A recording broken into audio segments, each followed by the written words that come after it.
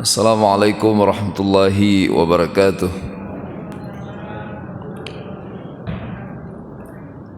Innal hamdalillah nahmaduhu wa nasta'inuhu wa nastaghfiruh wa nastahdihi wa na'udzu billahi min shururi anfusina wa min sayyiati a'malina may yahdihillahu fala mudilla lahu wa may yudlil fala hadiya lahu. Asyhadu an la ilaha illallah wahdahu la syarika lahu wa asyhadu anna Muhammadan abduhu wa rasuluh sallallahu alaihi wa ala alihi wa sallam ala nabiyya ba'dah amma ba'd. Ikhwatal iman, akhwati yarhamukumullah yang dimuliakan Allah Subhanahu wa taala, tentang al-insyiqaq. Insyiqaq itu artinya hampir sama dengan infitar, yang terbelah. Surat ini Makkiyah, turun setelah Al-Infitar dan sebelum surah Ar-Rum. Kalau di dalam mushaf letaknya setelah surat Al-Mutaffifin, ya. Wailul lil mutaffifin alladzina idza iktalu 'alan nas yastawfun wa idza kaluhum aw wazanuhum yukhsirun. Rahimakumullah, isinya tentang perjuangan, ya, secara umum tentang perjuangan dalam makna yang inklusif, ya, bukan yang sifatnya temporer atau sifatnya sementara, tetapi perjuangan yang bersifat terus menerus, al-jihad ad-daim. Maka salah satu, walaupun nama surat ini insyiqaq, tapi biasanya kalau yang rajin menghafal atau rajin murajaah, yang bunyi yang unik dari surat ini adalah innaka kadihun ila rabbika kadhan famulaqih.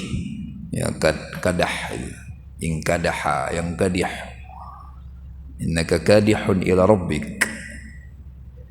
Dari situlah diambil tema kenapa surat ini bisa dibahas dari perspektif perjuangan, karena al-qadhu itu berarti as-sa'yu fi husuli asy' bijiddin wa ijtihadin wa ana'in.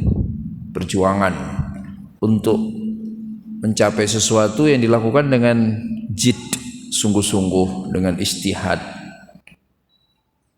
dan juga dengan serius. Nah, rahimakumullah, ujungnya ya ini perjuangan yang hasilnya akan kita rasakan di akhirat. Dan mempelajari surat ini berarti dari awal kita ingin meluruskan cara pandang kita tentang perjuangan itu.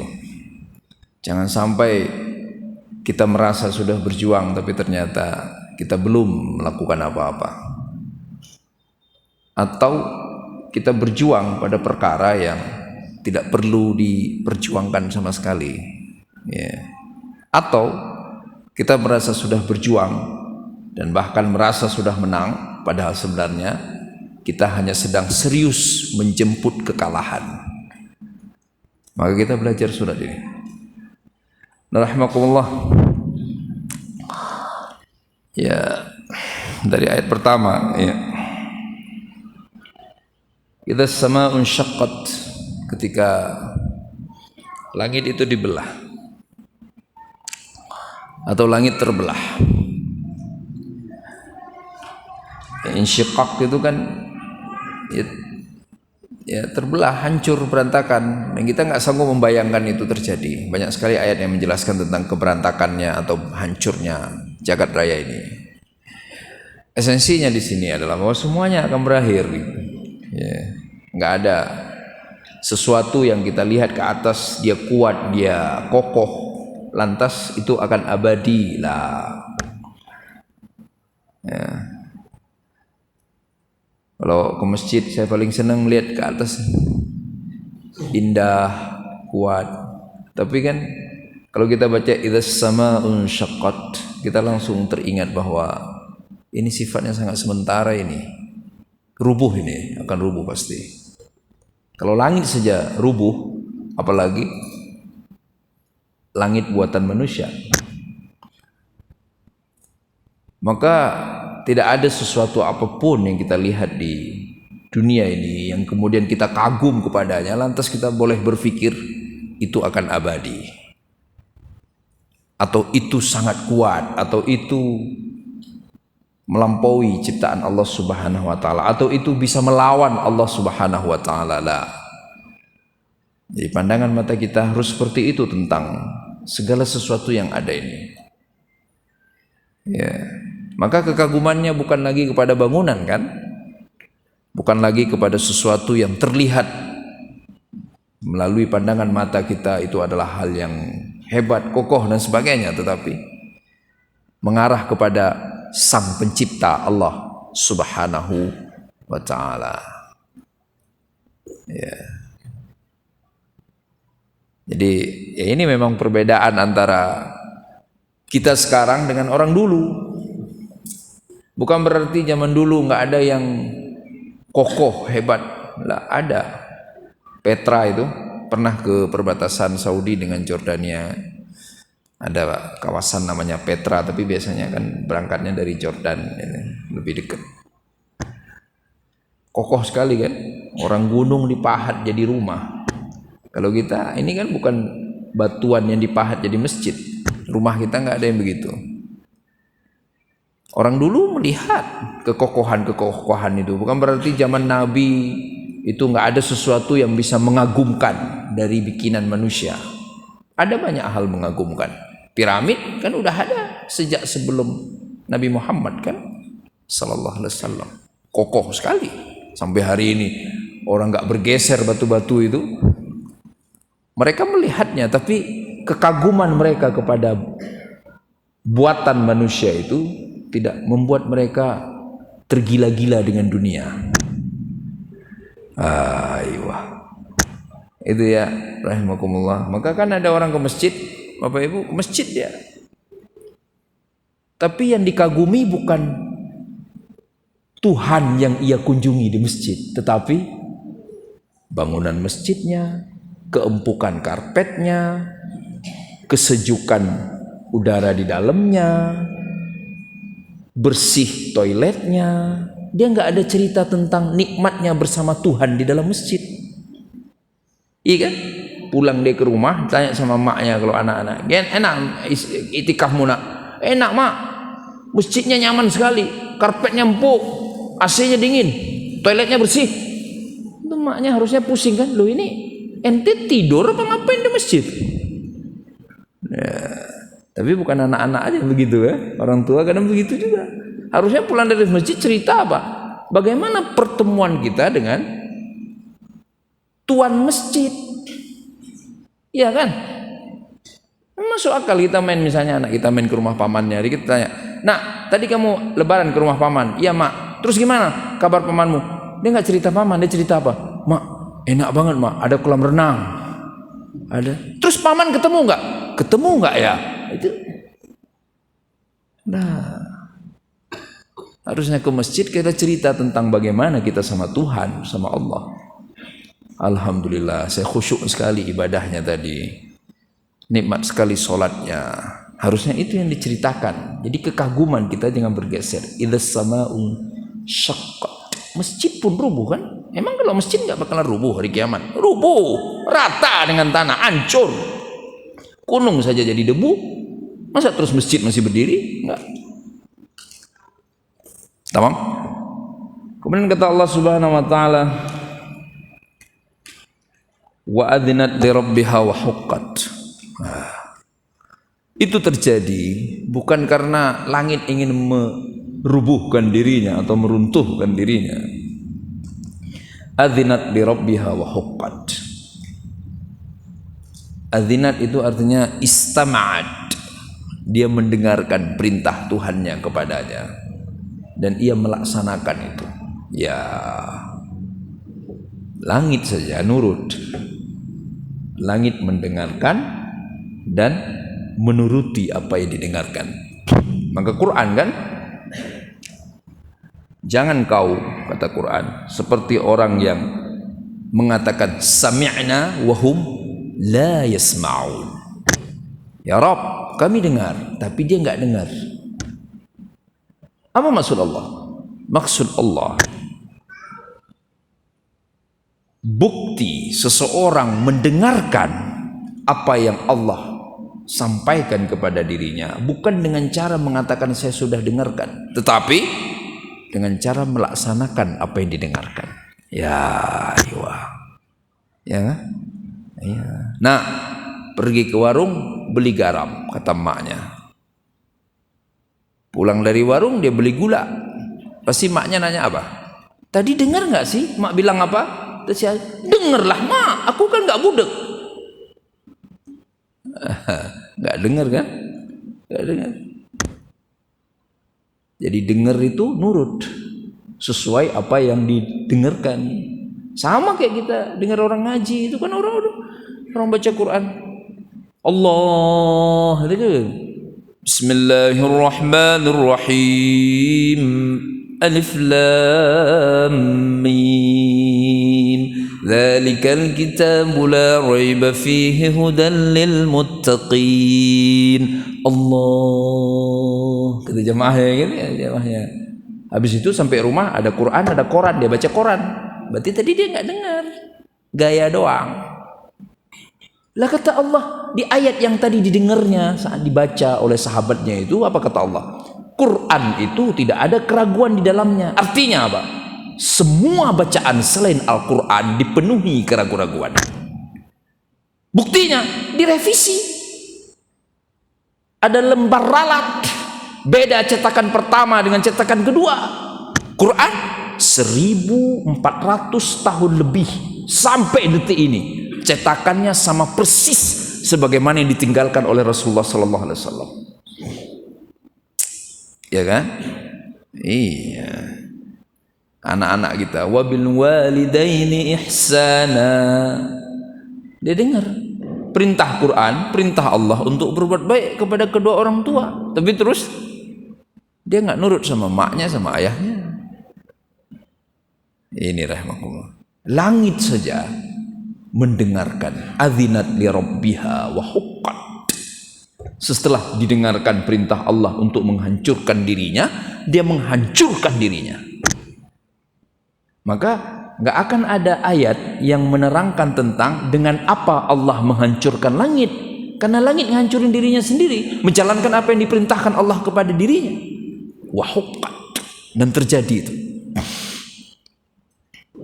Tamam.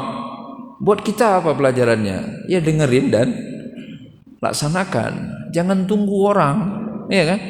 Dengar soal 10 hari terakhir Ramadan, semangat dia. Habis itu, ya nggak ada sahur di masjid, gimana kita mau itikaf? Kata dia gitu. Nggak bisa kita bergantung sama orang. Ya, ciptakan sendiri suasana iman itu. Di rumah kita juga sama. Maka ini kan masih suasana Lebaran ya, Idul Fitri. Yang paling nyebelin orang ngucapin kata-kata Lebaran itu, kata-kata Idul Fitri itu apa? Kalau dia menyisipkan harapan kepada orang lain, itu paling nyebelin itu. Berarti apa? Bergantung. Mohon maaf lahir dan batin. Semoga harapan saya, Bapak Ibu semua, tahun depan bisa lebih baik lagi, bisa lebih peduli lagi. Kenapa dia berharap kepada dirinya sendiri? Kenapa dia ngurus orang lain?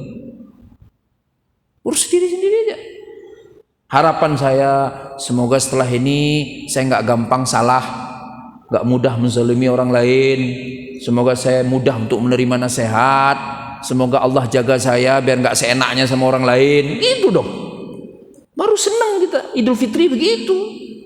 Ini enggak. Kita datang ke rumah yang lebih tua dari kita, salaman, maafin ya kek ya atau paman ya. Kata pamannya, oh udah paman maafin. Makanya sering-sering ke sini ya. Dialah masing-masing rahimakumullah. Baru itu Idul Fitri yang tulus. Ini idza sama'un syaqqat wa adzinat li rabbiha wa huqqat. Jadi enggak, langit itu ngomong ke Rob, ya Rob, aku siap dihancurkan, silahkan hancurkan. Enggak, langsung dihancurkan dirinya sendiri. Maka kalau langit saja begitu, apalagi kita kan? Loh, apa bedanya? Langit bukan khalifah, kita khalifah. Kita diperintahkan, diamanahkan untuk mengemban amanah Allah di muka bumi ini. Maka jangan menunggu dari orang lain. Jangan menunggu suasana taat atau musim ketaatan itu tiba. Kita ciptakan kondisi ketaatan. Berikutnya. Wa idzal ardu muddat wa alqat ma fiha wa takhallat. Begitu pula dengan bumi pada hari kiamat itu. Ardu muddat. Muddat itu busitat. Jadi ditarik kemudian jadi kayak membesar gitu ya. Wa alqat ma fiha wa takhallat. Kemudian dia pecah kayak balon. Pecah, mengeluarkan apa yang ada di dalamnya, dan takhallat. Bumi tidak lagi mau bersedia untuk menampung apa saja yang ada di dalam perut bumi itu. Jadi ya hancur juga. Atau dalam bahasa lainnya, meledaklah bola bumi yang besar ini. Wa alqat ma fiha wa takhallat. Ya udah selesai. Langit sudah runtuh, bumi sudah meledak hancur. Maka apa masih ada tempat buat kita? Udah nggak ada kan? Udah selesai kitanya. Tamat sudah riwayat kita. Ya. Kenapa Allah cerita langit dan bumi?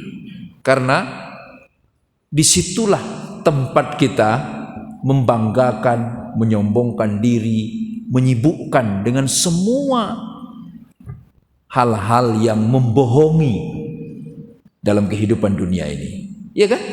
Kalau enggak di atas bumi, di langit sana kan selalu begitu. Selalu begitu. Emang ada tempat lain yang kita bisa menyombongkan diri kita? Udah nggak ada lagi. Langit ya termasuk mau di Mars, mau dimanapun, ya langit semua itu. Itu kan tempat manusia. Tempat manusia menunjukkan eksistensinya. Allah hancurkan. Cukup dengan cara Allah perintahkan kepada kedua makhluk itu agar menghancurkan dirinya sendiri. Maka apa masih ada tempat buat kita untuk menyombongkan diri, untuk menyibukkan diri dengan segala sesuatu yang menipu? Lah, berarti kita juga akan selesai. Kelas pelajaran akhlaknya apa, Bapak Ibu? Pelajaran akhlaknya nggak usah terlalu pusing soal materi. Pusinglah tentang amal, karena amal nggak akan terhapus karena runtuhnya langit, karena hancurnya bumi, ya kan?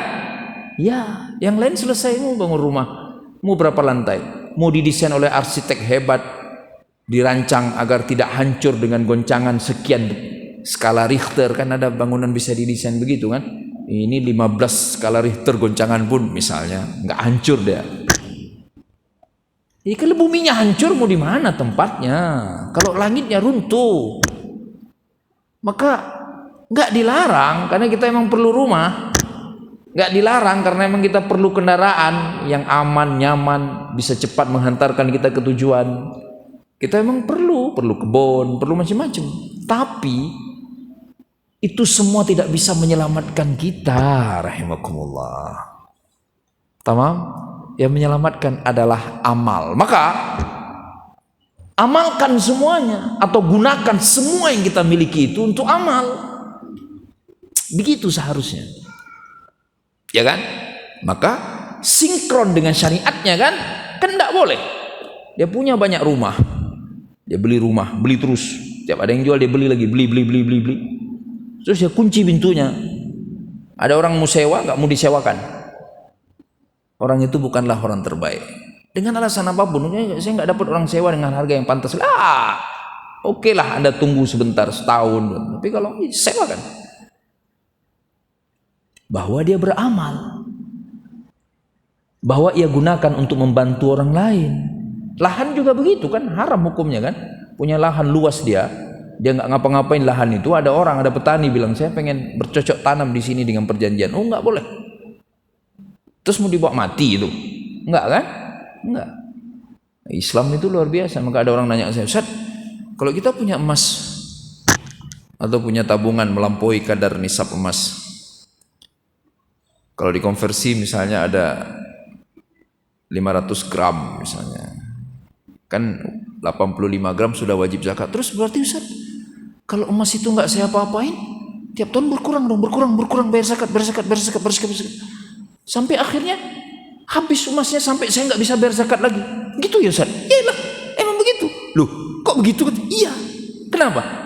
Karena Allah nggak pengen kita numpuk-numpuk. Ya kan? Kan beda. Kalau yang dipakai kan nggak wajib bayar zakat. Ibu-ibu pergi ke toko emas, ibu beli 100 gram, pakai di lehernya. Itu nggak bayar zakat, Bu. Sama sekali. Ibu mau beli 200-300 gram, mau pakai leher satu, tangan satu, kaki, semuanya total 500 gram melekat di tubuhnya. Itu nggak wajib zakat. Orang emas perhiasan dipakai, digunakan, dimanfaatkan. Nah, ibu pergi ke pasar, beli 100 gram di toko emas. Ibu taruh di laci ibu buat disimpan. Tanggal berapa nih? 21 Syawal ya? Apa 22? Nah, 22 Syawal tahun depan ibu wajib keluarkan zakat kalau emas itu masih ada. Tapi ibu pakai di badan 200 gram. Oh, nggak ada zakat. Lalu digunakan, dimanfaatkan. Jadi benda-benda itu, mau kita punya rumah, mau aset, mau apapun, begitu nggak dimanfaatkan, saat itu juga dia jadi masalah. Iya kan? Tapi kan cara Allah mengingatkan keren kan? Iya, langit runtuh, bumi runtuh. Cuma kan nggak semua orang sadar, makanya kita perlu ngaji ini. Karena orang baca langit runtuh, bumi runtuh. Oh ya, nanti hari kiamat runtuh. Tuh dia lupa rumahnya bakalan lebih duluan runtuh daripada langit dan bumi itu.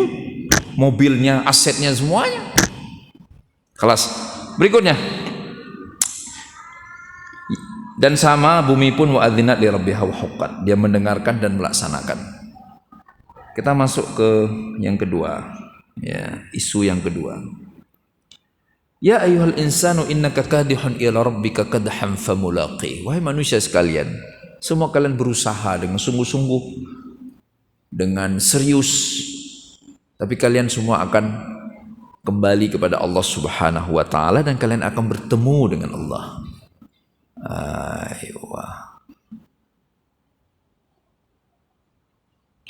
Ada Imam Qurtubi itu mengatakan, kenapa Allah pakai kata famulaqi? Apa maksud Allah?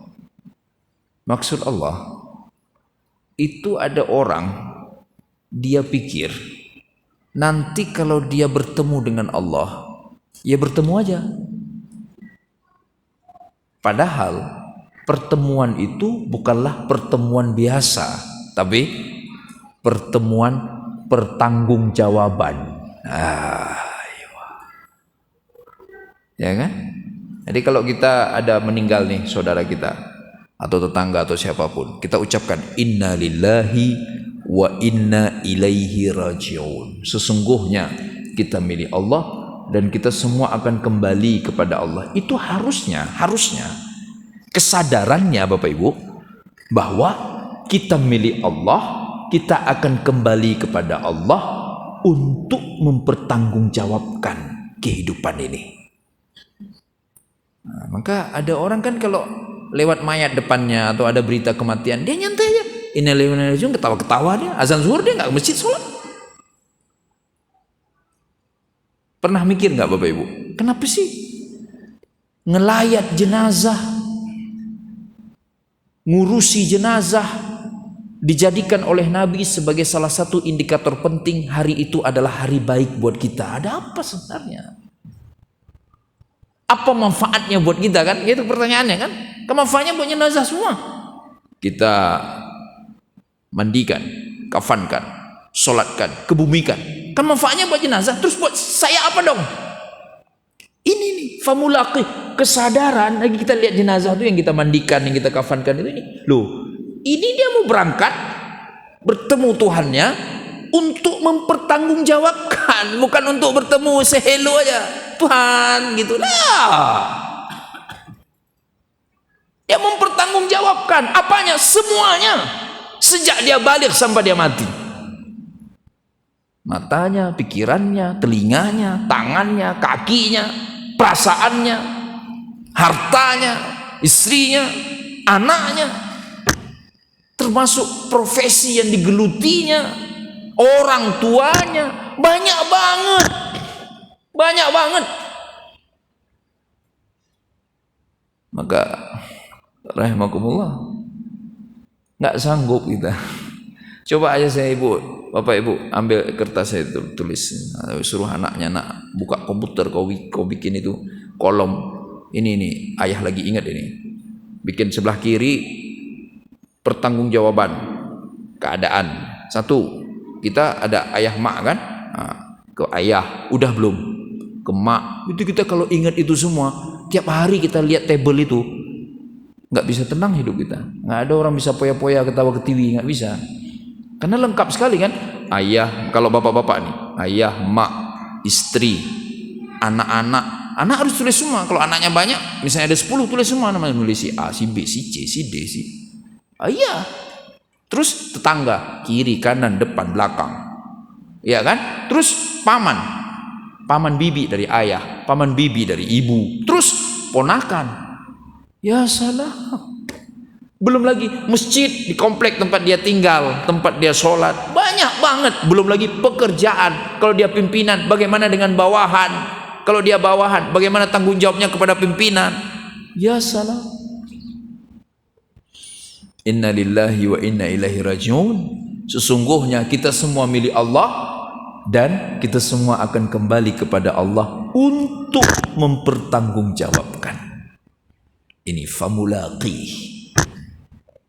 Ya, rahimakumullah. Berikutnya, fa amma man utiya kitabahu bi yaminih fasawfa yuhasabu hisaban yasira wa yanqalibu ila ahlihi masrura.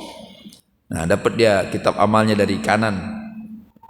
Fasawfa yuhasab, maka dia akan dihisab dengan hisab yang mudah. Nabi pernah mengatakan, yang dihisab pasti celaka. Hisab artinya diperhitungkan, dipertanyakan. Artinya apa? Yang dinamakan hisaban yasira itu, kita dapat kitab amal kita dan enggak dipertanyakan. Kita lihat doang ada kesalahan di situ dan enggak dipertanyakan. Nah, itu yang selamat. Karena Aisyah nanya kan, Rasulullah, bukannya kata Anda kalau ditanya pasti celaka? Lah ini ada yang hisaban yasira, ditanya dengan pertanyaan yang mudah sehingga dia bisa jawab dan selamat. Lah, kalau udah ditanya pasti nggak selamat. Terus apa maksud ayat ini, kata Aisyah kepada Rasulullah? Apa kata Rasulullah? Maksudnya dia ditunjukkan doang kitab amalnya, dia lihat di situ ada yang buruk, ya pastilah. Kan kita manusia biasa, mana ada kitab amal kita baik semua. Tapi kata anak sekarang di skip gitu, di ignore, nggak dipeduli sama Allah yang buruk-buruk itu, nggak ditanyain. Itu kan yasira namanya kan? Aiwa. Sama kayak siapa yang biasa ngambil raport? Ibu-ibu ya, ngambil raport anaknya kan, dipanggil sama wali kelas itu, ibu datang, pas terima raportnya. Ya ibu, selamat ya, semoga rajin belajar gitu. Senang kan bu? Senang. Padahal pas ibu buka, loh nilainya nggak semuanya 100. Ada 80, ada 70. Enggak dipersoalkan, hisaban yasira. Nah, tapi begitu ngambil rapor, ibu, sebentar ibu ya, ini anak ibu ada catatan. Udah gemeteran maknya itu. Ya, bolos sekian, melawan guru sekian, dipanggil BP sekian kali, ya kan? Ya, nah, itulah di hadapan Allah itu. Nah, maka dari sekarang kita harus muhasabah, biar nanti saat muhasabah di hadapan Allah prosesnya mudah dari sekarang. Ya kan? Apa ciri orang siap untuk dimuhasabah, untuk dievaluasi? Mudah untuk menerima nasihat, menikmati. Ada orang nggak suka dia nasihat. Orang nggak suka nasihat itu ada level-levelnya. Ada nggak suka nasihat tapi masih baik, ada nggak suka nasihat tapi memang udah jelek banget. Contoh nggak suka nasihat tapi masih baik lah. Ada nggak gitu? Ada. Apa itu? Dia datang ke masjid dengan ceramah kan. Begitu ceramah dimulai, dia langsung ambil HP-nya, WA-an sama temennya. Masih baik tapi nggak suka nasihat sebenarnya. Ada lagi. Habis sholat kan, biasanya kadang-kadang ada kajian habis sholat langsung, habis maghrib atau habis subuh. Nah, begitu ustadznya mulai ceramah, dia langsung mulai zikir. Subhanallah, subhanallah, subhanallah. Emang bisa mulut berbunyi, telinga mendengar bunyi selain yang dibunyikan mulut? Tidak bisa lah. Tidak mungkin. Ya dengar-dengar, diam kita diam. Begitu kan, Al-Quran kan begitu. Idza quri'a Al-Quran fastami'u lahu wa ansitu. Kalau dibaca Al-Quran, simaklah dan diam. Diam. Jadi dia udah baik sebenarnya. Sholat dia ke masjid tapi nggak suka nasihat. Begitu ustadznya mulai ceramah, atau matanya lihat ke ustadznya, mana mungkin dia mendengarkan nasihat. Nah, yang buruk memang dari awal nggak pernah mau ke masjid, nggak pernah mau dengar nasihat. Ya, jadi rahimakumullah hisaban yasira. Kan begitu. Hidup kan begitu kan? Makin sering dievaluasi, makin mudah kita melewati melalui proses evaluasi itu kan? Maka anak-anak kita zaman dulu, nggak tahu saya sekarang, dulu ada istilahnya TO itu ya, try out gitu. Coba-coba ujian kan namanya. Nah, dia ujian terus, ujian lagi karena sering dia bisa seminggu sekali nyantai aja. Kayak anak ikut les itu kursus, tiap kursus ngerjakan soal, terlatih. Tamam? Lah kalau kita bukan berarti berlatih untuk bisa memberikan jawaban di hadapan Allah. Lah, kalau ditanya pasti nggak bisa jawab. Karena apa? Karena yang jawab bukan lisan kan? Ya kan? Yang jawab ya kalau masalah tangan jawab sendiri. Dan yang dijawab itu faktanya. Ayo. Maka apa yang kita latih itu? Agar kita segera terkoreksi. Itu maksudnya. Begitu kita dimuhasabahi, kita evaluasi, ketahuan salahnya. Akhirnya kita segera ingin memperbaiki diri. Itu. Nah kalau tiap hari atau minimal tiap sepekan sekali kita terus diingatkan, kita terus bersedia memperbaiki diri, maka harapannya makin hari makin bertambah umur, diri ini makin baik. Harapannya kan begitu, rahimakumullah. Ya, Bapak Ibu. Ini sholat ke masjid berpuluh tahun, dengar ceramah tiap hari, lebaran yang dia pikir apa? Kenapa orang-orang nggak datang minta maaf sama saya? Itu nggak ada guna dia ngaji. Harusnya makin rajin dia ke masjid, makin rajin dia ikut dengar ceramah, maka begitu lebaran pikirannya berubah menjadi apa? Wah, saya pengen temui musuh saya mau minta maaf. Iya kan? Iya. Tamam, berikutnya yuhasabu hisaban yasira wa yanqalibu ila ahlihi masrura. Ini keadaan di hari kiamat orang yang enggak dipersoalkan oleh Allah catatan-catatan salah di dalam kitab amalnya. Jadi didiamin aja sama Allah, dikasih dia lihat, kemudian Allah biarkan dia, enggak ditanya apa-apa. Lantas apa nikmatnya lagi? Wa yanqalibu ila ahlihi masrura. Orang itu akan kembali kepada keluarganya dalam keadaan sangat bahagia. Nah, inilah yang perlu kita perjuangkan hari ini. Bahagia bersama keluarga di dalam surga. Biasanya banyak itu tema-tema kajian begitu sekarang kan. Nah, ini dalil, salah satu dalilnya wa yanqalibu ila ahlihi masrura. Nah dari dunia ini udah kelihatan lah. Kelihatan. Ya ayyuhalladzina amanu in tattaqullah yaj'al lakum furqana. Kata Allah kan dalam Quran, wahai orang-orang yang beriman, kalau kalian bertakwa kepada Allah, Allah akan mampukan kalian untuk melihat mana yang benar, mana yang salah, mana yang surga, mana yang neraka. Aywa. Jadi makin kita baik sama Allah, maka Allah akan hadiahi kita kompetensi menilai, termasuk diri kita sendiri, mana yang benar, mana yang salah. Maka kita bisa lihat kemudian keluarga kita, Bapak Ibu, sebagai orang tua, kita bisa lihat anak kita itu. Kalau ilmu kita sudah cukup, Allah sudah berikan kemampuan furqan dalam diri kita untuk membedakan, kita langsung bisa tahu, ini anak saya kalau mati hari ini neraka ini kayaknya, kecuali diampuni Allah, pasti itu. Kita juga pasti tahu ada anak kita yang luar biasa akhlaknya, luar biasa rajin sholatnya, ini kalau meninggal dia sekarang, insya Allah dia surga ini. Maka orang tua itu nggak bisa dia membohongi dirinya sendiri, orang lain boleh dibohongi. Kan ada anak kita kadang-kadang meninggal duluan dari kita kan, meninggal anak, ada orang tua nangis, orang tua semua nangis lah, meninggal anak mana ada nggak nangis. Tapi beda-beda tangisannya. Ada yang satu nangis, ya Allah semoga Allah ampuni, tahu maknya ini anak ini ke neraka kayaknya ini, maka nangisnya itu semoga Allah ampuni. Yang satu lagi nangis juga, orang tuanya, maknya nangis juga, tapi nangisnya apa? Ya Allah, kenapa secepat ini engkau pisahkan aku dengan anakku yang soleh ini? Ya salam. Ya kan?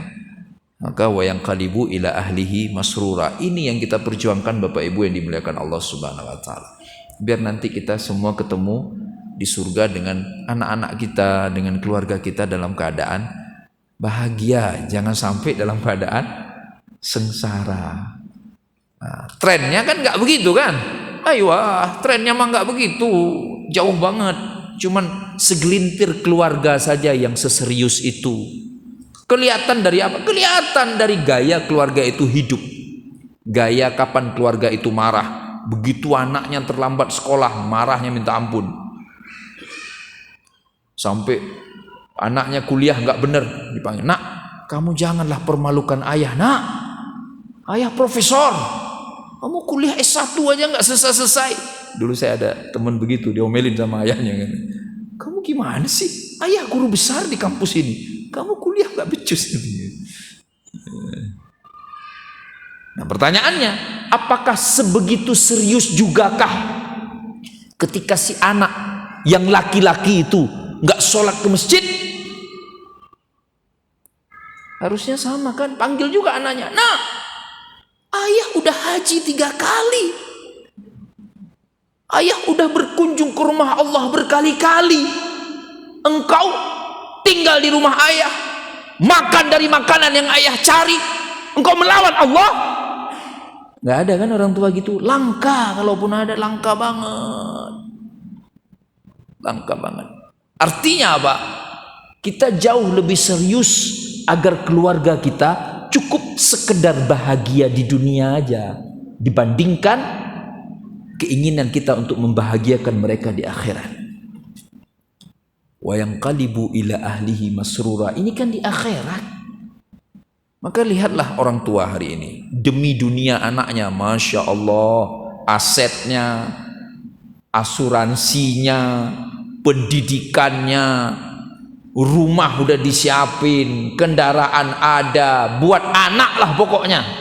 Pertanyaannya, itu buat anak semasa di dunia atau sampai di akhirat? Yang parahnya apa? Begitu kita tanya, Pak Haji, itu gimana ceritanya anak Pak Haji yang laki nggak pernah main ke masjid? Ustadz, saya dulu juga nggak beres Ustadz, nanti dia bener sendiri. Oh gitu. Kenapa kalau urusan harta nggak begitu? Harusnya gitu juga kan jawabnya kan? Iya, dulu saya miskin Ustadz, maka biarin aja anak saya, nggak saya kasih mobil, nggak saya kasih rumah, nanti juga dia kaya sendiri. Giliran harta nggak ngomong begitu. Ilmu juga nggak ngomong begitu. Dulu saya bodoh Ustadz, orang SD saya aja nggak tamat, ngapain saya kuliahkan anak saya, nanti jadi juga pinter sendiri. Nggak ngomong begitu. Harta, pendidikan, duniawi, semuanya dia nggak punya, dia nggak mampu dulunya, dia mampukan anaknya. Urusan akhirat, urusan masing-masing aja katanya. Konyol itu kan namanya. Iya. Enggak, rahmatullah.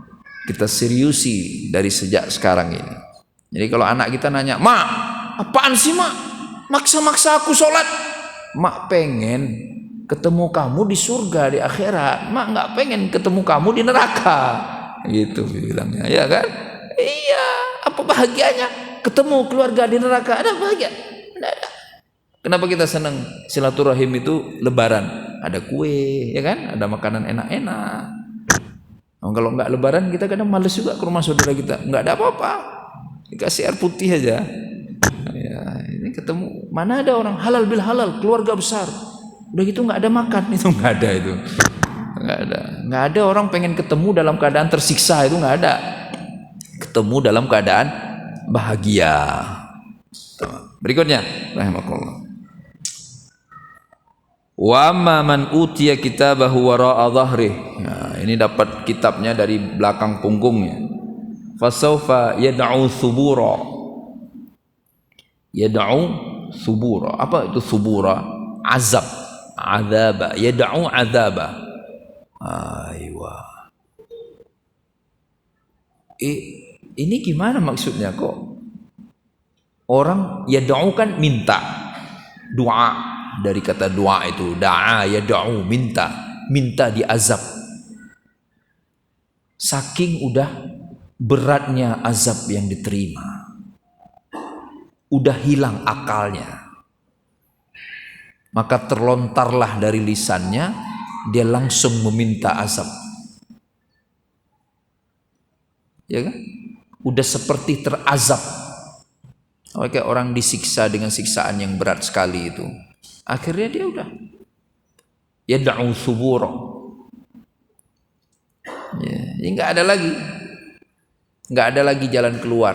Satu tafsirannya. Yang kedua, ulama mengatakan juga, kenapa dia yad'u thubura? Dia berharap karena tadi laporan amalnya rusak sekali, jelek sekali, dengan diazab jadi bersih, jadi bisa ke surga. Aywa. Maka sekarang sajalah kita muhasabah itu kan. Iya, begitu kita tahu, aduh ternyata begitu di list istri belum beres, atau istri suami nggak bener, atau orang tua anak ada yang nggak rajin sholat dan sebagainya, maka kita nggak perlu yad'u thubura, masih ada kesempatan untuk memperbaiki diri. Berikutnya, wa yasla sa'ira, ini lanjutan dari azab, masuk ke dalam neraka sa'ir. Allah kasih tahu alasannya kenapa orang ini, apa yang menimpanya sebenarnya, apa faktornya sampai-sampai dia harus menerima kitabnya dari belakang. Innahu kana fi ahlihi masrura. Beda kan? Kalau yang di atas tadi yang qalibu ila ahlihi masrura. Begitu dia terima laporan amalnya dengan tangan kanan, tidak dipersoalkan kesalahan-kesalahan kecil yang ada di dalamnya, maka dia akan bertemu dengan keluarganya dalam keadaan bahagia. Lalu yang ini bahagia juga, tapi kapan? Innahu kan dulunya fi ahlihi masrura, terlalu bahagia bersama keluarganya. Kadang-kadang sebagian orang berpikir kalau sudah bahagia ada sama istrinya atau sama suaminya, bahagia orang tua sama anaknya, itu berarti sudah pasti surga. Sebagian orang ada yang begitu hari ini. Ya. Ada kan? Banyak. Anak seneng banget sih mak itu. Masya Allah, anak saya kalau pulang nggak pernah lupa cium tangan. Mak sehat, mak sehat. Alhamdulillah. Ayo nak istirahat. Saya tanya, jam berapa anaknya pulang, Bu? Jam 3 dini hari. Anaknya laki perempuan? Perempuan. Maknya bahagia, anaknya baik banget katanya. Masih waras gak si mak itu? Tapi banyak yang begitu. Banyak. Anaknya gak tutup aurat, diantar sama anak laki orang, bukan suaminya, pulang begitu. Assalamualaikum mak. Maknya bukain pintu, nak baru pulang cium. Mak cium tangan maknya, dari anak gadis itu kan yang baru pulang dibawa entah kemana sama anak laki orang. Oh ya udah, mak sehat mak. Senang sekali, Masya Allah. Ya Allah, bahagiakan aku di akhirat sebagaimana aku sangat bahagia di dunia bersama anak-anakku. Itu masih waras gak maknya itu? Terjadi itu sekarang. Terjadi. Banyak. Ya. Jadi kunci kebahagiaan dunia dikira bahagia dunia bersama keluarga, udah pasti bahagia juga di akhirat. Lah, nggak jaminan itu jelas. Kan kata Allah.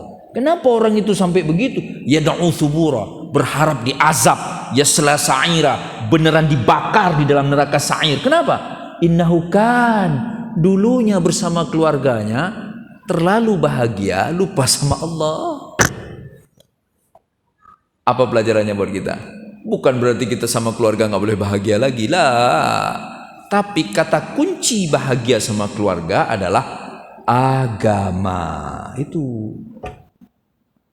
Kalau nggak ada agama, nggak ada bahagia. Harusnya begitu. Iya kan? Iya. Tapi kalau ada agama, ada bahagia. Mungkin cerita ke orangnya agama. Alhamdulillah, ya Allah. Semoga Allah istiqamahkan anak-anakku. Bahagia sekali saya dengan keluarga saya. Iya bu ya? Iya, anak saya rajin banget sholat. Belum saya suruh udah ke masjid dia yang laki-laki itu. Yang perempuan selalu tutup aurat. Digoda sama laki-laki di sekolahnya, nggak digubris satupun. Masya Allah, itu baru bahagia. Kalau nggak ada agama, maka nggak ada bahagia. Harusnya begitu. Dan tidak masalah. Oh ternyata nggak bahagia sama anaknya. Karena nggak ada agama di rumahnya, nggak masalah. Lah ini ayatnya. Karena yang tetap mempertahankan kebahagiaan tanpa peduli kepada agama, justru itu menjadi faktor diazab oleh Allah di akhirat. Jadi mending lagi bersama keluarga nggak kelihatan ada bahagia. Orang anaknya nggak susah diurus. Jadi nasihatin terus sama anak, pasti dibenci kan? Nggak ada, apalagi anak sekarang tetap sayang sama emaknya. Kalau emaknya rewel soal agama itu jarang sekali, langka. Emaknya subuh bangunin, nak bangun, nak bangun. Ambil air percikkan wajah anak lakinya. Ini gimana sih udah? Lama-lama marah, dia nggak suka sama emaknya pasti. Ya kan? Duhur diingetin, ngomong salah diingetin, nak janganlah ngomong. Pasti itu mak rewel amat sih. Saya pernah kejadian, saya hampir nangis. Hampir tapi nggak jadi, belum nangis. Habis itu saya mikir, ya Allah, semoga Allah nggak uji saya dengan ujian ini. Pernah ada orang, ya, udah agak lama peristiwanya. Jadi orang itu kan ada anaknya beberapa, ada orang tuanya, jadi ketemulah gitu. Terus ngobrol, dia ada anaknya yang kelihatan agak soleh lah anak ini. Ngobrol gitu kan, udah agak besar SMA, ngobrol-ngobrol. Lagi ngobrol, entah ngobrol topik apa saya lupa. Tiba-tiba si anak itu ngomong gini, ada emaknya, ada ayahnya, ada keluarganya. Apa kata si anak yang kelihatan agak soleh ini? Iya pak, emak cerewet amat. Cerewet. Saya langsung lihat wajah emaknya, senyum emaknya dibilang cerewet sama anaknya. Terus keluarga itu merasa keluarga bahagia di dunia. Itu kan durhakanya sempurna si anak kan. Orang ke emak aja nggak boleh, apalagi bilang cerewet. Ya, jadi rahimakumullah, kadang-kadang itu terjadi. Waktu itu saya mikir ulang, waduh, ini anak saya dua-duanya di pesantren ini. Kalau anak saya begini, saya pecat jadi anak kalau begini, daripada saya ke neraka. Ya, tapi itu terjadi rahimakumullah. Namun Allah kan sayang sama kita. Enggak mungkin lah kita harus berpisah dengan anak gara-gara kita seriusi agamanya. Itu enggak mungkin Bapak Ibu. Yang penting kita mau bersabar saja. Iya kan? Iya. Saya pernah cerita Bapak Ibu kan, pulang saya dari Mesir tahun 2001. Almarhumah ibu saya itu, dari saya kecil itu, sampai dia lihat saya sholat, baru dia nggak nyuruh lagi saya sholat. Masa saya pulang dari Mesir dia masih begitu? Zuhur kan, azan masjid, belum berangkat saya, dia nggak ke masjid, masih di rumah aja. Kapan mau ke masjid? Kok belum siap-siap? Itu waktu itu sempat spanning saya, ini mak nggak tahu apa saya S1 Al-Azhar, tafsir lagi S1-nya. Ya, kan? Tapi pas setelah itu berapa tahun, apalagi pas beliau meninggal, Baru sadar saya ini orang tua kayak gini nih, nggak pengen dia seneng-seneng sama anaknya di dunia untuk masuk neraka di akhirat. Ini mak yang bener nih. Ya, tapi sekarang udah langka mak begitu kan. Ya, istri saya aja itu kasih tahu anakmu itu suruh sholat. Dia bilang kan anakmu juga. Loh, gimana sih? Jadi rahimakumullah. Ya bukan berarti kita harus ngomel sama anak lah, tapi kasih tahu terus, ya. Gelisah. Ya Allah, kok anak saya nggak tutup aurat ya? Ya Allah, kok anak saya pacaran ya? Itu kan kalau dia pacaran 5 jam dalam dosa. Kalau mati dia jatuh motor atau ketabrak mobil berarti mati dalam keadaan dosa, sempurna su'ul khotimah. Udah nggak usah tanya-tanya siapa lagi itu. Harusnya kan gelisah si emak itu. Ya kan? Ultimatum lah.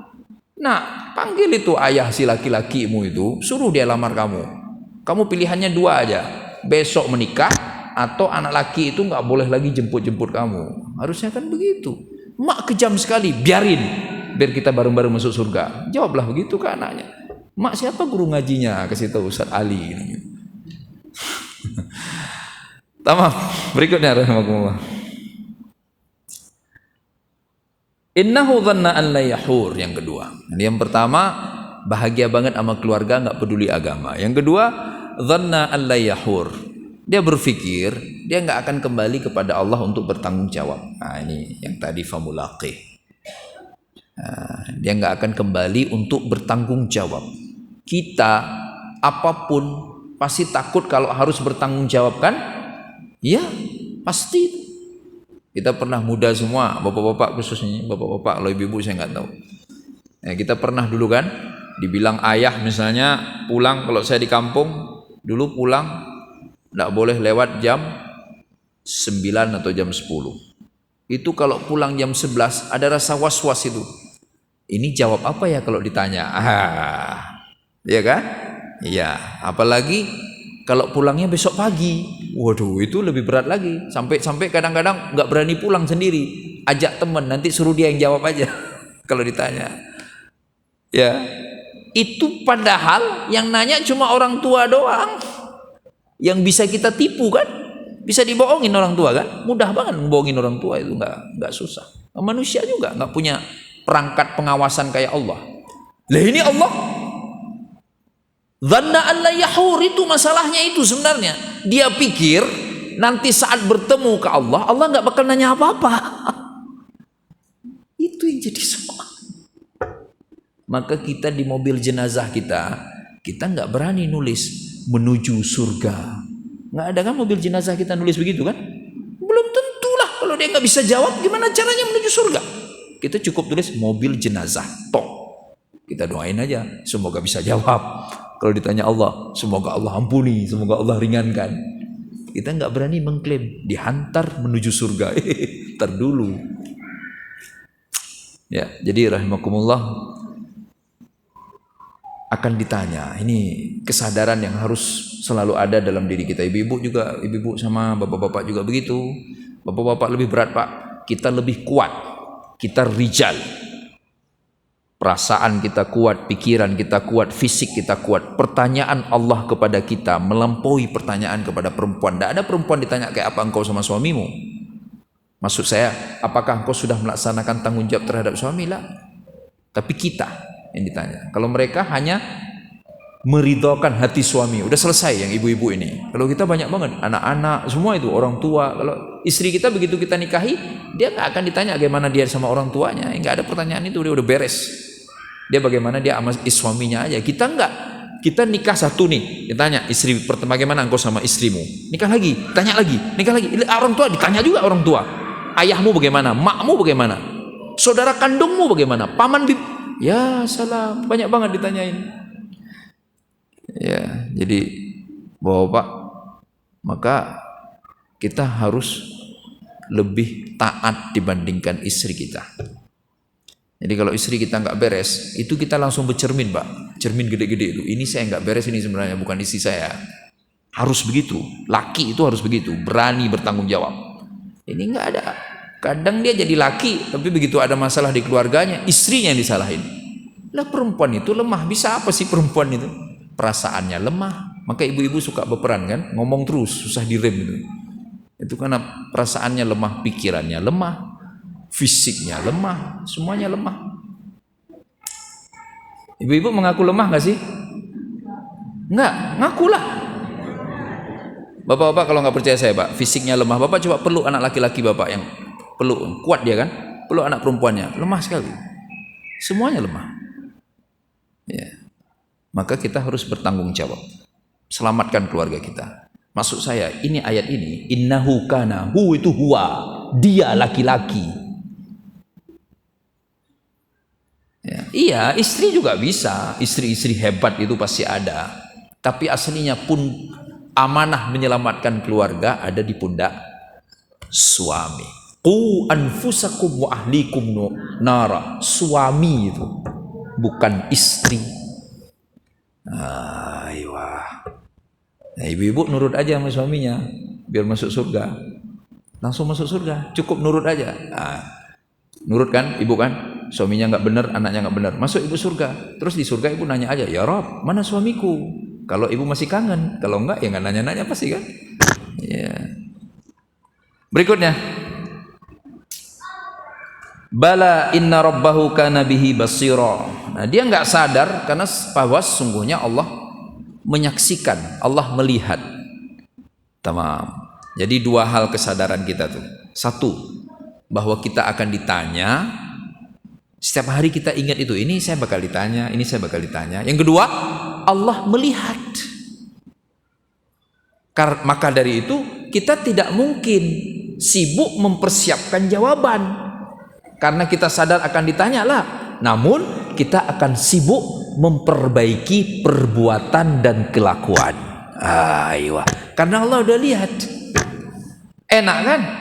Kalau dunia kan nggak begitu, karena akan ditanya, siapkan jawaban. Iya kan, berlatih kita untuk menjawab. Kalau akhirat lah, kita nggak perlu berlatih apa-apa. Iya, kita akan ditanya.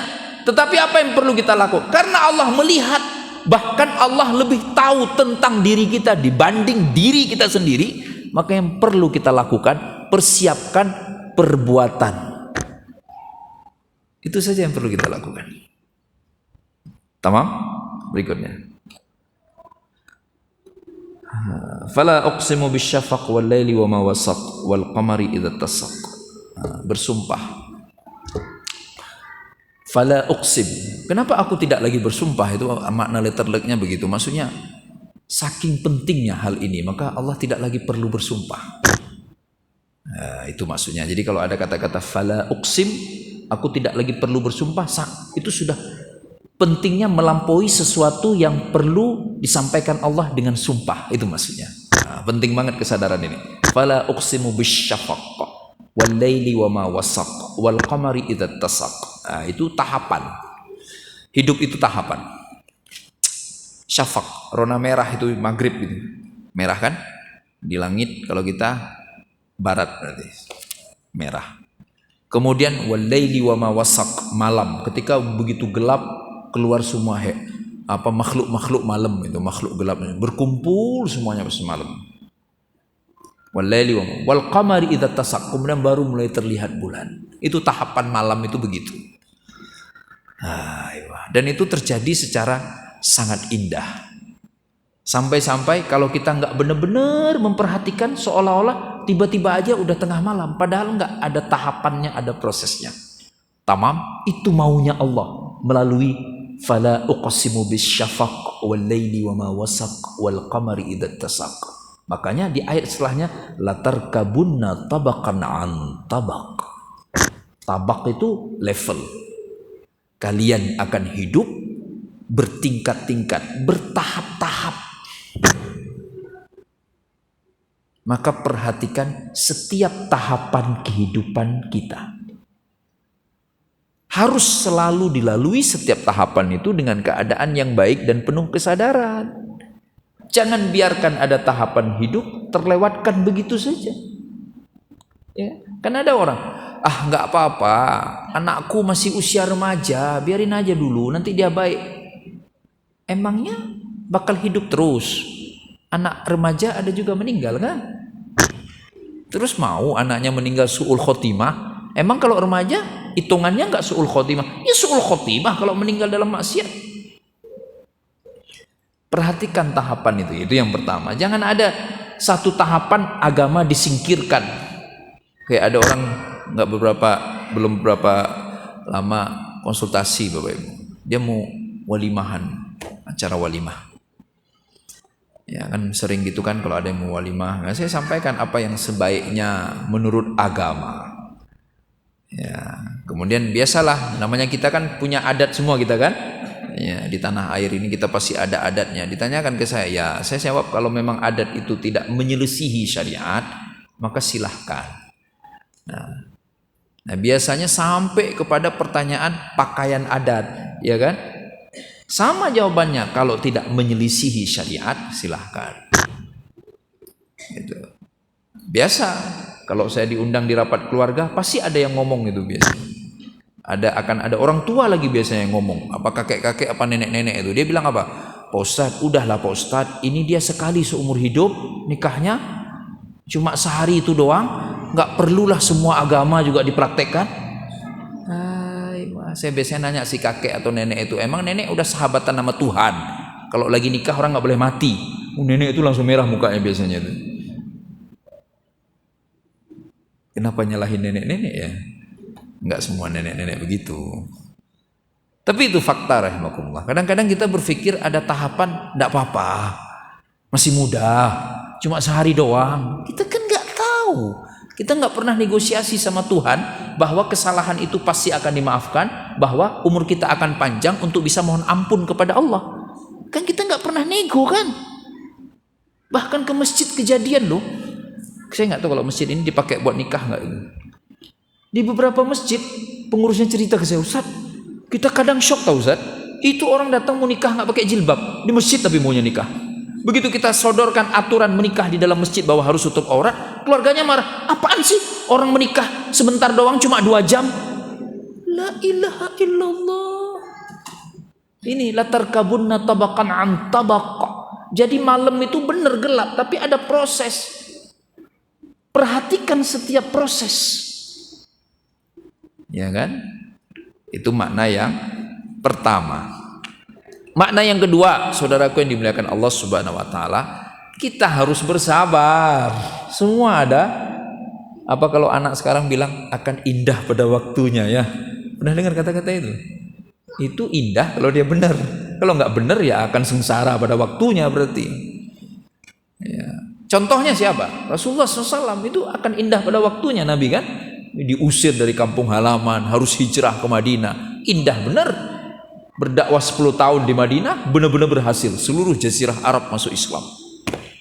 Meninggal statusnya bukan lagi hanya sebagai nabi, tapi juga sebagai kepala negara.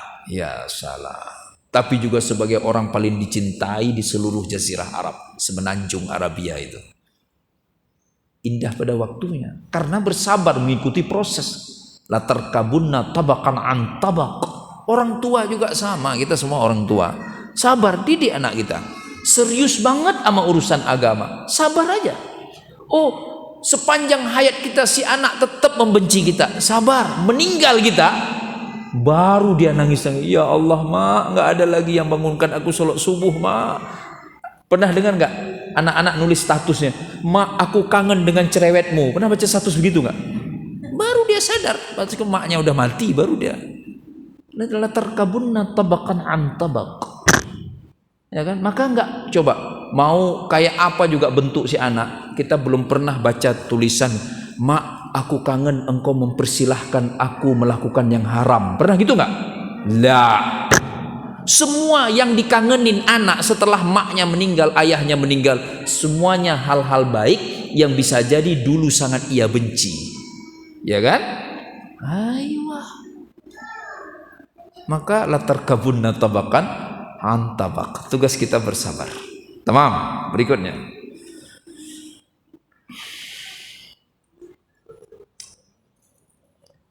Fama lahum la yu'minun. Nah, kenapa juga mereka enggak mau beriman? Allah sudah bercerita banyak hal. Fama lahum la yu'minun. Ini maksudnya orang kafir. orang kafir pada masa itu kan Allah sudah bercerita, Allah buktikan, Allah sampaikan semuanya, keadaan di akhirat dan seterusnya. Ada apa kok mereka enggak juga mau beriman kepada Allah Subhanahu wa taala? Wa idza quri'al Qur'anu la yasjudun. Ketika dibaca Al-Qur'an tidak mau sujud. Tidak mau sujud itu artinya tidak mau nunduk, nurut sama Al-Qur'anul Karim. Nah, ini kalau Nabi diceritakan oleh sahabat, Nabi pasti sujud kalau lagi baca ayat ini. Sujud tilawah. Kalau lagi ngaji, sujud. Wa idza quri'al Qur'an la yasjudun. Kalau dibacakan Al-Qur'an tidak sujud. Maknanya tidak nurut. Maka Bapak Ibu yang dimuliakan Allah Subhanahu wa taala, agar kita bisa menuruti keinginan Al-Quran, kita harus belajar artinya, makna yang terkandung di dalamnya, perintah-perintahnya, larangan-larangannya. Tidak lagi Al-Quran boleh dibaca hanya sekedar untuk diperdengarkan bunyi ayat-ayatnya, tetapi dibaca untuk dijalankan. Perintahnya untuk juga ditinggalkan larangan-larangannya. Itu maknanya yasjudun. Agar kita enggak termasuk orang yang dikritisi oleh Allah di dalam ayat fama lahum la yu'minun wa idzal quri'al qur'anu la yasjudun. Kan? Bisa aja begitu dibaca ayat dia sujud. Dia sujud, ketemu ayat tilawah dia sujud. Ayat sajadah dia sujud. Tetapi dia tidak sujud secara maknawi, secara hakiki. Jadi sujud dohir saja, kepalanya nyentuh bumi, mencium lantai tempat sujud, tetapi kelakuannya tidak sujud. Dan itu banyak pada hari ini, ya kan? Maka rahimakumullah kita harus belajar artinya. Berikutnya, balil ladzina kafaru yukadzibun. Bahkan orang-orang kafir terus-menerus mendustakan, tidak mau percaya. Nah, ini ayat ini kalau dibaca begitu aja, ya maknanya ya begitu aja. Yang disalahkan di sini orang kafir. Padahal apa coba? Ini peringatan keras kepada orang beriman. Jangan sampai status di KTP-nya Islam, kelakuannya kayak kafir. Apa itu? Gak pernah mau percaya sama Quran. Balil ladzina kafaru. Kalau kafir nggak percaya Quran, ini memang dia kafir. Dia nggak beriman kepada Allah, nggak jadi soal. Itu udah urusan dia tuh. Tapi kita yang bersyahadatain, iya kan? Tetap aja nggak percaya. Kan aneh. Rahimakumullah. Kayak beberapa waktu ini, padahal dulu udah pernah kita bahas, tapi ini direproduksi terus. Misal apa? Tidak boleh menyebut atau tidak boleh mengatakan kafir kepada orang yang tidak Islam. Ini diulang lagi sekarang ini. Saya juga bingung gitu. Lah kalau yang mengatakan itu orang Islam, berarti kan dia udah masuk kategori kafir. Kenapa? Karena dia nggak mau percaya sama Quran. Yukadzibun. Dia mendustakan Al-Quran. Lah Al-Quran mengatakan qul ya ayyuhal kafirun. Muhammad katakanlah, wahai orang-orang kafir. Nah, kita udah belajar itu dulu. Kapan kita boleh mengatakan orang kafir itu dengan panggilan kafir, ya kan? Nah, hanya ketika udah lengkap dulu kita kaji itu tuntas. Nggak bisa kita seenaknya ketemu di pasar, kafir. Nah, itu dosa kita. Ya, ada momennya, ada saatnya. Itu hanya untuk menjelaskan status. Oh, ini Islam, ini tidak Islam, ya kan? Tapi nggak ada. Di dalam Islam, orang gak Islam dibilang gak Islam, dia dibilang dia kafir. Tapi bukan untuk dipanggil dia dengan panggilan kafir, tapi statusnya yang kita membedakan status. Sama kayak kita ini, kita ada anak-anak banyak kan, dia guru TK, ini anak saya, ini bukan anak saya. Terus yang anak-anak lain marah, Bu Guru, emang kita bukan anak Bu Guru, kita anak Bu Guru juga. Itu yang stres siapa kira-kira itu? Bu gurunya apa anak-anak itu? Ya enggak bisa lah. Sama kayak saya bawa istri saya misalnya ke sini. Saya bilang ke ibu-ibu, ini istri saya wanita paling cantik dalam hidup saya. Terus ibu-ibu pada cemberut semua. Ih Ustadz tega banget. Berarti kita paling buruk dong. Itu ibu-ibunya udah error apa masih waras itu? Kan? Error kan? Iya. Apalagi kata kafir nggak mengandung makna ejekan, hinaan. Lah, dia mengandung makna identitas. Kafir itu ghatta yughatti, menutup diri. Jadi kafir, dia kafir. Misalnya statusnya dia Islam, enggak, dia kafir. Oh, dia menutup diri dari iman. Kan enggak jelek sama sekali menutup diri. Buka kamus, mau beli kamus kayak apa tebelnya. Kata kafara itu artinya ghatta. Lah sementara di agama lain kita dikatain domba lah, dikatain biarin aja. Karena kita nggak pengen masuk surga agamanya dia kan? Ada yang mau masuk surga agama orang lain? Enggak ada. Kita cukup Tuhan kita sendiri, surga kita sendiri. Agama lain pun padahal dia nggak pengen masuk surga kita. Ini orang Islam aja yang kadang hatinya nggak bersih, nggak mau belajar Al-Quran dengan baik. Ya, kelas rahimakumullah. Berikutnya, wallahu a'lamu bima yu'un. Nah, Allah tahu apa yang mereka sembunyikan. Yu'un itu artinya yusirrun. Allah tahu. Nah, jadi apa yang kita sembunyikan ini Allah tahu. Apa yang tersembunyi dari diri kita Allah tahu. Maka bukan berarti kita buka aib lah, jangan buka aib. Selama aib itu kita tutup rapat, maka Allah akan lebih mudah memberikan ampunannya. Tamam. Cuma jangan pernah berpikir bahwa aib-aib itu enggak diketahui Allah, itu maksudnya. Allah tahu. Maka kita doa aja sama Allah. Allahumma a'inna ala dzikrika wa syukrika wa husni ibadatik. Ya Allah, aku memohon kepadamu untuk menolongku agar bisa selalu mengingatmu, selalu berterima kasih kepadamu, selalu mampu beribadah yang baik untukmu. Nah, kita minta sama Allah agar jangan sampai kita berpikir yang aib-aib itu jadi rahasia bahkan di hadapan Allah. Berikutnya, fabashshirhum bi'adzabin alim illal ladzina amanu wa 'amilus shalihat lahum ajrun ghairu mamnun. Yang tetap ngotot enggak mau percaya sama Allah, enggak mau berbuat baik, enggak mau sadar bahwa nanti akan ada hari pertanggungjawaban, fabashshirhum bi'adzabin alim. Kabari kabar gembira kepada mereka tentang azab yang pedih. Sementara yang mau beramal, mau beriman, mau beramal soleh, lahum ajrun ghairu mamnun. Mereka akan memperoleh pahala yang tidak ada putus-putusnya. Artinya rahimakumullah, inilah yang sering disebut oleh para ulama, kebaikan itu jarang sekali yang bisa terhenti pahalanya.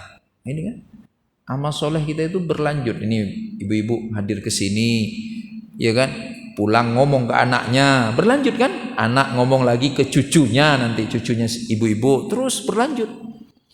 Maka jangan pernah menyia-nyiakan waktu yang Allah berikan. Teruslah berbuat baik. Demikian yang bisa disampaikan. Mohon maaf jika ada kekeliruan.